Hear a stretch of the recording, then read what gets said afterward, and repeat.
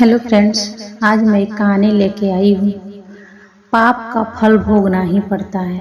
मनुष्य चाहे कम पाप करे या ज़्यादा, उसे अपना फल भोगना ही पड़ता है। कोई मनुष्य इसी जन्म में पाप का फल भोग लेता है, कोई अगले जन्म में भोगता है। इसी पर एक कहानी है, कृपा कर पूरा सुनिए। मनुष्य को ऐसी शंका नहीं करनी चाहिए कि मेरा पाप तो कम है पर दंड अधिक भोगना पड़ा, अथवा मैंने पाप तो नहीं किया पर दंड मुझे मिल गया। कारण कि यह सर्वज्ञ, सर्व सुखद, सर्व संपन्न भगवान का विधान है कि पाप से अधिक दंड कोई नहीं भोगता। जो दंड मिला है वह किसी न किसी पाप का ही फल होता है। ऐसी सुनी ही घटना है। किसी गांव में एक सज्जन रहते थे। उनके घर के सामने एक सुनार का घर था। सुनार के पास सोना आता रहता था, वह गढ़ कर देता रहता था। ऐसा वह पैसा कमाता था। एक दिन उसके पास अधिक सोना जमा हो गया। रात्रि में पहरा देने वाले सिपाही को इस बात का पता लग गया। उस पहरेदार ने रात्रि में उस सुनार को मार दिया और जिस बक्से में सोना था उसे उठाकर चल दिए। इसी बीच सामने रहने वाले सज्जन लघु शंका के लिए बाहर गए हुए थे। उन्होंने पहरेदार को पकड़ लिया कि तू इस बक्से को कैसे ले जा सकता है। तो पहरेदार ने कहा, तू चुप रह, हल्ला मत कर, इसमें से कुछ तू ले ले और कुछ मैं ले लूं। सज्जन बोले, मैं कैसे ले लूं, मैं चोर थोड़े ही हूँ। पहरेदार ने कहा, देखो तू समझ जा, मेरी बात मान ले, नहीं तो दुख पाएगा। पर वे सज्जन नहीं माने। तब पहरेदार ने बक्सा नीचे रख दिया और उस सज्जन को पकड़कर जोर से सीटी बजा दी। सीटी सुनते ही और जगह का पहरे देने वाले सिपाही दौड़कर आ गए।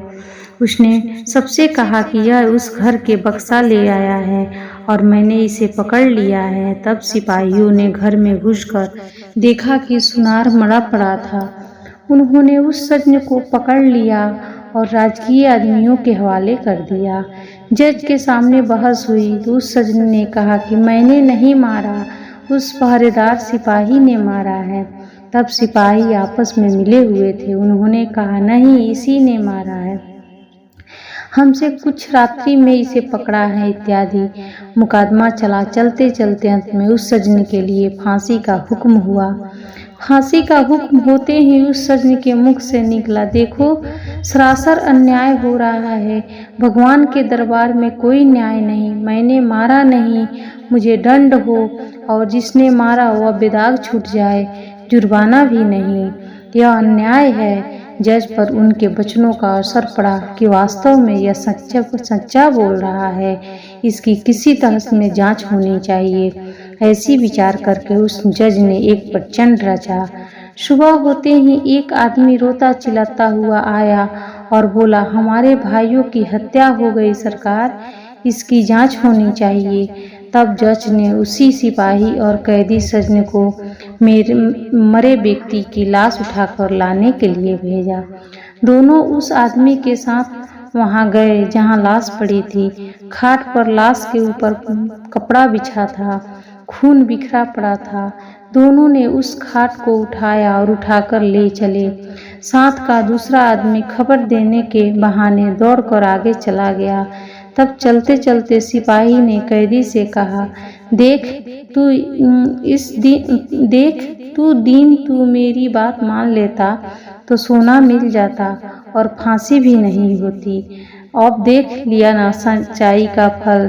कैदी ने कहा, मैंने तो अपना कर्म सच्चाई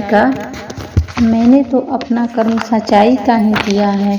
फांसी हो गई तो क्या हो गई, हत्या की तू और दंड भोगना पड़ा मेरे को। भगवान यहाँ न्याय नहीं। खाट पर झूठ-मूठ मरे हुए समान पड़ा हुआ आदमी उन दोनों की बातें सुन रहा था। जब जज के सामने खाट रखी गई तो खून भरे कपड़े को हटाकर वह उठ खड़ा हुआ और उसने सारी बात जज को बता दी कि रास्ते में सिपाही यह बोला और कैदी यह बोला। यह सुनकर जज को बड़ा आश्चर्य हुआ। सिपाही भी हक्का बक्का रह गया। सिपाही को पकड़कर कैद कर लिया गया, परंतु जज के मन में संतोष नहीं हुआ। उसने कैदी को एकांत में बुलाकर कहा कि इस मामले में तो मैं तुम्हें निर्दोष मानता हूँ, पर सच सच बताओ कि इस जन्म में तुमने कोई हत्या की है या नहीं। वह बोला, बहुत पहले की घटना है। एक दुष्ट था जो छिपकर मेरे घर मेरी स्त्री के पास आया करता था। मैंने अपनी स्त्री तथा उसको अलग अलग खूब समझाया, पर वह नहीं माना। एक रात वह घर पर था और अचानक मैं आ गया। मेरे को गुस्सा आया हुआ था। मैंने तलवार से उसका गला काट दिया और घर के पीछे जो नदी है उसमें फेंक दिया। इस घटना का किसी को पता नहीं लगा। यह सुनकर जज बोला, तुम्हारे को इस समय फांसी होती ही। मैंने भी सोचा कि मैंने किसी से घूस नहीं खाई, कभी बेईमानी नहीं की, फिर मेरे हाथ से इसके लिए फांसी का हुक्म लिखा कैसे गया। अब संतोष हुआ। उसी पाप का फल तुम्हें यह भोगना पड़ेगा। सिपाही को अलग फांसी होगी। उस सनचोर सिपाही को पकड़कर अपने कर्तव्य का पालन करता था। फिर उसको जो दंड मिला वह उसके कर्तव्य पालन फल ही नहीं था, प्रत्युत उसने बहुत पहले जो हत्या की थी उस हत्या का फल था। कारण कि मनुष्य अपनी रक्षा करने का अधिकार है, मरने का अधिकार नहीं। मारने का अधिकार रक्षक यात्री का राजा का है। अतः कर्तव्य का पालन करने के कारण उस पाप हत्या का फल उसको नहीं मिल पाया और परलोक में भयंकर दंड से छुटकारा भी हो गया। इस कहानी से यह पता चलता है कि मनुष्य कब किए हुए पाप कब भोगेगा इसे कुछ पता नहीं है। भगवान का विधान विचित्र है। जब तक उस पुराण का फल नहीं भोग पाता तब तक मनुष्य के पापों से छुटकारा नहीं मिलता। उसके पाप जन्म जन्मांतर को भोगना ही पड़ता है। आज हम पाप कर रहे हैं, कल भोगे, इस जन्म भोगे कि उस जन्म भोगे, इसका विधान सिर्फ ऊपर वाला ही जानते हैं।